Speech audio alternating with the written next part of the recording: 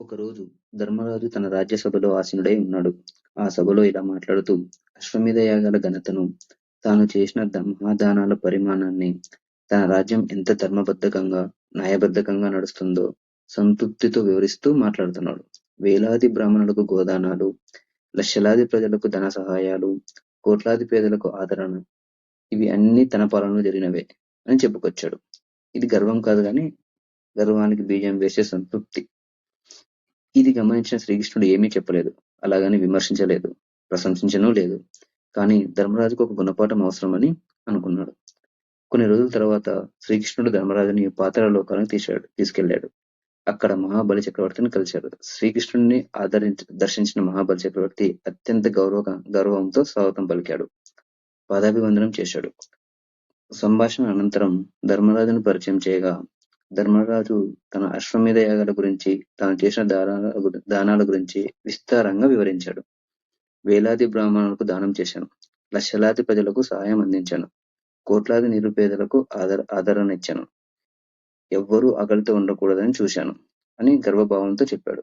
అది విన్న మహాబలి శాంతంగా ధర్మరాజును చూశాడు. రాజా, నీవు చేసినవి నిస్సందేహంగా గొప్ప కార్యాలే. కానీ నాకు ఒక చిన్న అనుమానం ఉంది. ఇక్కడ కూడా మీరు అదే విధంగా దానం చేయగలరా అని చెప్పి 1,00,000 రూపాయల విలువైన ధనం అతనికి అందించాడు. ఈ పాతాళ లోకంలో ఈ ధనాన్ని స్వీకరించే ఒక్కరినైనా నాకు చూపించని అడిగాడు. ధర్మరాజు ధనం తీసుకుని బయలుదేరాడు. దానం చేయడానికి ఎంతో ప్రయత్నించాడు, కానీ ఒక్కో ఇంటి వద్దకు వెళ్ళాడు. ప్రజలను ఆహ్వానించాడు, కానీ ఎవ్వరూ ముందుకు రాలేదు. ఎవరూ చేయి చాచలేదు. ప్రజలు సంతృప్తిగా నిలబడ్డారు. వారికి దానం అవసరమే లేదంటగా కనిపించింది. వారికి సొంత శ్రమ, సొంత సామర్థ్యం, సొంత గౌరవం ఉంది. అది చూసి ధర్మరాజు దిగ్భ్రాంతికి గురయ్యాడు. లోతుగా ఆలోచించాడు. నేను చేసిన దానం గొప్పదని అనుకున్నాను, కానీ ఇక్కడ ప్రజలు దానం అవసరం లేకుండా జీవిస్తున్నారు. అప్పుడు శ్రీకృష్ణుడు అతని పక్కనకు వచ్చి నిలబడ్డాడు. ఇలా అన్నాడు, ధర్మరాజా, దానం చేయడం ధర్మమే. కానీ దానం అవసరం లేకుండా ప్రజలు నిలబెట్టడం ఇంకా ఉన్నతమైన ధర్మం.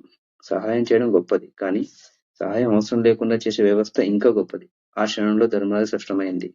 తన పాలనలో తాను ఇంకా నేర్చుకోవాలని తనకు తానుగా అంగీకరించాడు.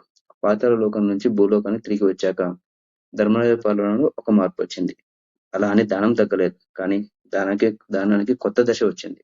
వివేకం పెరిగింది, వ్యవస్థ బలపడింది, ప్రజలు సొంత బలానికి ప్రాధాన్యం పెరిగింది, గర్వం తగ్గింది, కానీ ధర్మం మరింత బలపడింది. అలా శ్రీకృష్ణుడి మార్గదర్శకంలో ధర్మరాజు ఇంకా గొప్ప రాజుగా అవతరించాడు. ఈ కథ కేవలం ద్వాపర యుగానికే కాదు, ప్రతి యుగానికి వర్తిస్తుంది.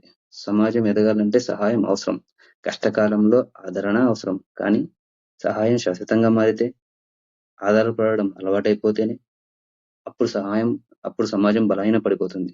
నిజమైన నాయకత్వం అంటే ప్రజలకు తాత్కాలిక సహాయం ఇవ్వడం కాదు, శాశ్వతమైన సామర్థ్యం కల్పించడం. డబ్బు ఇవ్వడం కాదు, ఉపాధి అవకాశాలు కల్పించడం. ఉచితాలు ఇవ్వడం కాదు, ఆత్మవిశ్వాసం పెంచడం.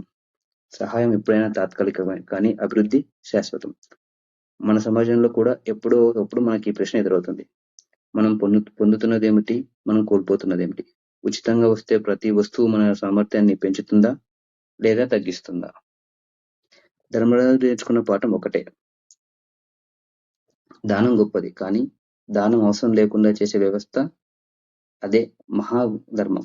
ఎందుకంటే రాజు గొప్పతనం ఎంత ఇచ్చాడు అనడంలో కాదు, ఎంత అవసరం లేకుండా ప్రజలు నిలబెట్టాడు అనడంలోనే ఉంటుంది. Thanks for watching. ఇలాంటి మరిన్ని ఇంట్రెస్టింగ్ వీడియోల కోసం ప్లీజ్ డూ సబ్స్క్రైబ్. థ్యాంక్స్.